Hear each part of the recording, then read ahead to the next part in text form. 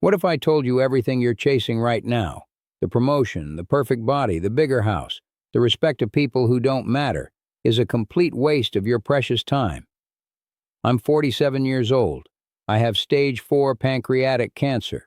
The doctors told me I had 6 months to live. That was 5 months ago. Now I have maybe 4 weeks left, probably less. And in the time I have remaining, I want to save you decades of mistakes, heartache, and wasted time that I can never get back. This isn't some sappy, live like it's your last day speech. No music, no inspirational quotes. This is me, angry at myself for the way I lived, desperate to make sure you don't repeat my mistakes. Here's the truth nobody tells you. You don't get a warning. No heads up. One day you're fine. The next, a doctor is telling you that your life is almost over, and everything you thought mattered suddenly doesn't matter at all.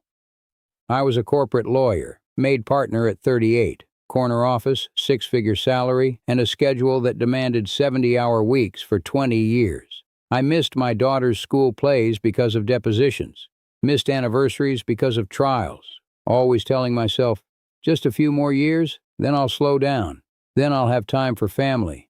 Then I'll finally take that trip to Italy my wife keeps mentioning. But I never slowed down. Italy never happened. My daughter is now 16, and last week she told me, "Dad, you were always there, but you were never really there." And she's right. Physically, I showed up sometimes, but mentally, I was always at work, always thinking about the next client, the next case, the next billable hour. 2 weeks after my diagnosis, I got the email I had been chasing my whole career, senior partner, the thing I sacrificed 20 years for. And when I read it, I felt nothing. Actually, that's a lie. I felt pure rage, because I had traded my life for a title that means absolutely nothing. And that's the reality I need you to face. Success is a trap if you think it's the point of life. Here's what I wish someone had told me when I was 27. Success is the worst possible goal you can chase. I know it sounds crazy, but hear me out. Achievement is a trap. You get the promotion. You feel good for 48 hours. Then you need the next one. You make 6 figures. Then you want 7. You get the corner office. Then you want the bigger corner office.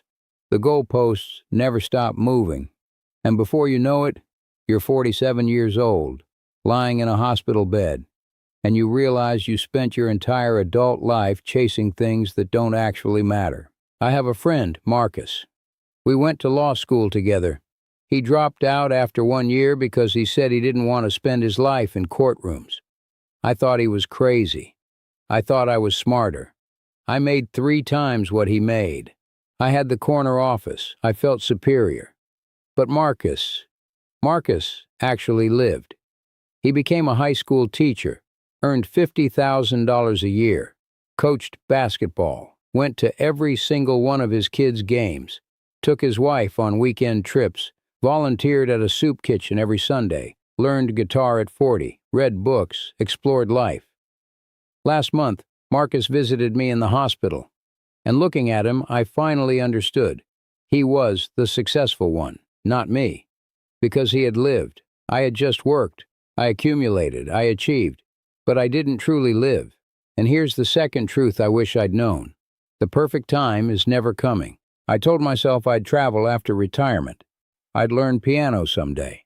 I'd spend more time with my wife after finishing a trial, after making partner, after buying the house. Every single after was a lie. My wife, Sarah, she's 45. We've been married 18 years. Last week, she sat beside my hospital bed and reminded me, "Remember when we talked about going to Paris for our 10-year anniversary?" I didn't remember. She said, "You said we'd go when work slowed down." Work never slowed down. And now I'm never going to walk the streets of Paris with her, never going to see the Eiffel Tower, never going to sit at a cafe and just be present with her. It's not the big moments that haunt me. It's the small ones. Tuesday nights when Sarah just wanted to watch a movie and I said, "Not tonight. I have to prep for tomorrow." Saturday mornings when my daughter wanted pancakes and I said, "Daddy has work." Every single time I chose work over them because I thought I had unlimited time. We never have unlimited time. None of us do. Here's the truth I'm learning now, lying in hospice care. The people who age well, the ones in their 80s and 90s who still have that sparkle in their eyes, they figured out something I didn't. They stopped waiting. They stopped postponing joy. They stopped living for someday and started living for today. Here's what kills me the most. I've had more money than Helen, more opportunities, more options. And yet, she lived, and I just worked. She experienced, and I just accumulated. She was present, and I was distracted. I'm lying here in this hospital bed. I can barely eat solid food. I can barely walk. I'm on so many pain medications that half the time I don't know what day it is, and I keep thinking about the moments I said no to life. I think about that Saturday in 2019 when my daughter begged me to teach her how to ride a bike without training wheels. I said I was too tired. I think about the spontaneous weekend trip Sarah suggested to the beach. I said I had too much work. Every single "not now," every "maybe later," every "I'm too busy." Those moments are gone. The bike sits in the garage, and I'll never teach her.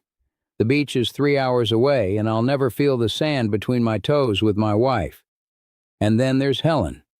I met her volunteering at the hospice. She's 87.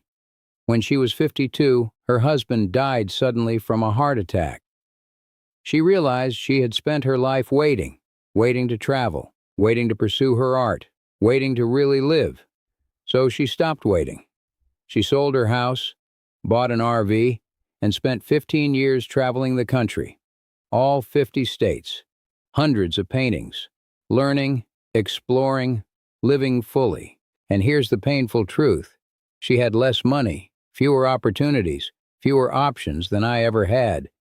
But she lived, and I just worked. I accumulated, achieved, distracted myself from the life that was happening right in front of me. I want you to understand this. Life is happening right now. Not tomorrow, not next year, not after you hit that milestone. Every day you postpone is a day you will never get back. I have a bucket list that I will never complete. Learn Italian, visit Japan, read the classics, start the novel I always talked about, hike the Appalachian Trail, learn to sail. None of it is happening. It sits on my bedside table as a constant reminder of everything I postponed, everything I thought I'd have time for later. And the problem isn't the bucket list. The problem is the word someday. The problem is thinking you'll do it after achieving something else first. The problem is not realizing that life is happening while you're waiting. I'm 47, lying here with maybe 4 weeks left, and I need you to understand something crucial. You think you have time. You don't. You think you'll call your parents tomorrow. You think you'll take that trip next year. You think you'll spend more time with your kids when work slows down. But the truth is, the perfect moment doesn't exist. Life doesn't wait. It doesn't pause.